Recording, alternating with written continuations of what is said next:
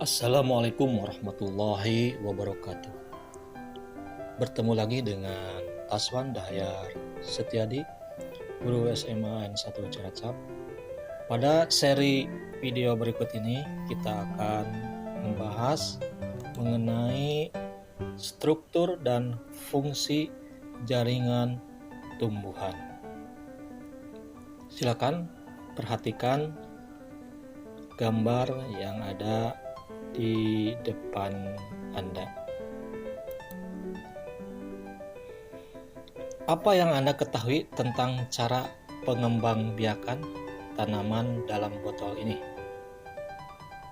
Ya, ini adalah salah satu kegiatan di laboratorium yang sedang mempraktekkan metode pengembangbiakan dengan kultur jaringan. Ya, kita lanjutkan dengan jenis dan jaringan pada tumbuhan. Jenis-jenis jaringan pada tumbuhan. Yang pertama adalah jaringan meristem. Apa itu jaringan meristem? Jaringan meristem atau jaringan embrional adalah jaringan yang sel-selnya aktif membelah diri secara mitosis. Jaringan meristem memiliki sifat-sifat sebagai berikut. 1. Disusun oleh sel-sel muda yang aktif membelah dalam fase pertumbuhan dan perkembangan. Kedua, tidak memiliki ruang antar sel atau susunan sel rapat. Ketiga, sel-sel berbentuk bulat, lonjong, poligonal, kuboid atau prismatik dan memiliki dinding sel yang tipis. Keempat, di dalam sel mengandung banyak protoplasma. Kelima, sel memiliki satu atau dua inti sel atau nukleus yang besar. Keenam, vakuola sel sangat kecil atau tidak ada sama sekali.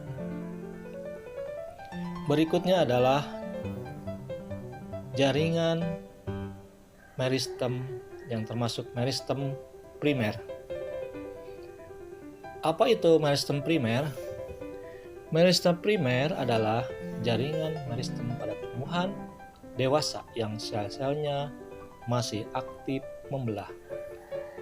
Pada umumnya, terdapat ujung batang atau pucuk dan ujung akar. Meristem ini berasal dari sel-sel inisial yang disebut promeristem. Promeristem adalah jaringan meristem yang sudah ada ketika tumbuhan masih berada dalam fase embrio. Kemudian meristem sekunder. Meristem sekunder berasal dari sel-sel dewasa yang berubah sifatnya menjadi sel-sel meristematik. Contohnya adalah kambium dan kambium gabus atau velogen.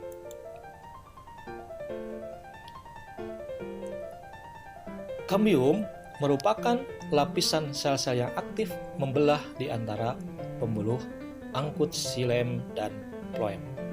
Kambium dapat ditemukan di dalam batang maupun akar tumbuhan dikotil atau Dicotyledone, Gymnospermae, dan beberapa tumbuhan monokotil, misalnya Agape, Aloe, Yucca sp, dan Dracena sp. Kambium gabus atau velogen adalah jaringan kambium yang membentuk lapisan pelindung periderm atau gabus.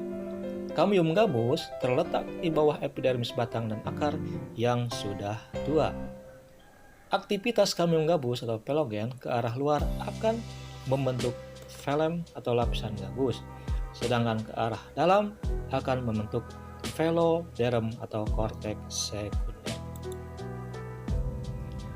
Kemudian meristem apikal. Meristem apikal terdapat di ujung batang atau pucuk utama, ujung batang atau pucuk lateral, dan ujung akar. Meristem apikal menyebabkan pemanjangan batang dan akar yang disebut pertumbuhan primer.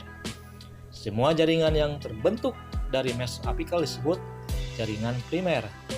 Proses pemanjangan meristem apikal akan menghasilkan daun, bunga, dan tunas apikal atau tunas ujung yang akan berkembang menjadi cabang samping.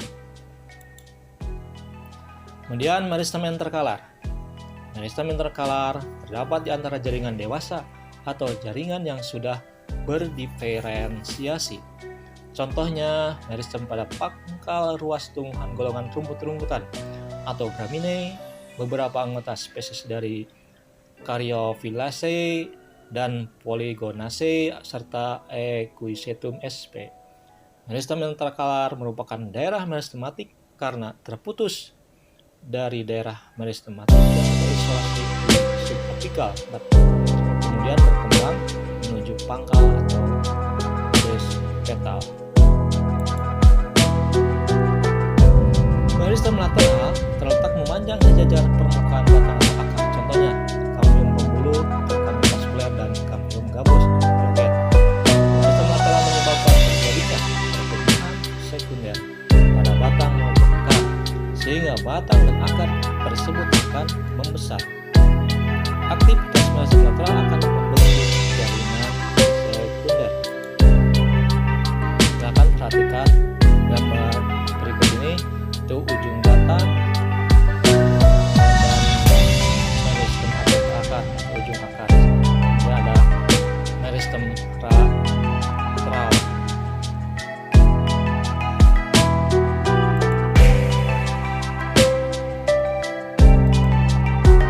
Ini pada tumbuhan monokotil. Dikotil. Kita lanjutkan dengan jaringan permanen. Jaringan permanen adalah jaringan yang berasal dari pembelahan sel-sel meristem primer maupun sekunder yang telah berdiferensiasi atau mengalami perubahan bentuk sesuai dengan fungsinya. Jaringan permanen mempunyai ciri-ciri sebagai berikut. A. Tidak melakukan aktivitas perbanyakan diri. B. Sel-sel berukuran relatif besar dibandingkan dengan sel-sel meristem. C. Sel memiliki vakuola yang besar sehingga mengandung sedikit plasma sel. D. Sel telah mengalami penebalan pada dindingnya sesuai dengan fungsinya. E. Terkadang sel-selnya telah mati. F. Terdapat ruang antar sel. Contohnya jaringan epidermis atau jaringan pelindung. Jaringan epidermis adalah jaringan yang tersusun dari sel-sel yang menutupi permukaan organ tumbuhan seperti akar, batang, daun, bunga, buah, dan biji. Jaringan epidermis disebut sebagai jaringan pelindung karena berfungsi melindungi bagian dalam tumbuhan dari segala pengaruh luar yang merugikan, misalnya perubahan suhu, kerusakan mekanik, hilangnya air melalui penguapan, dan hilangnya zat-zat makanan.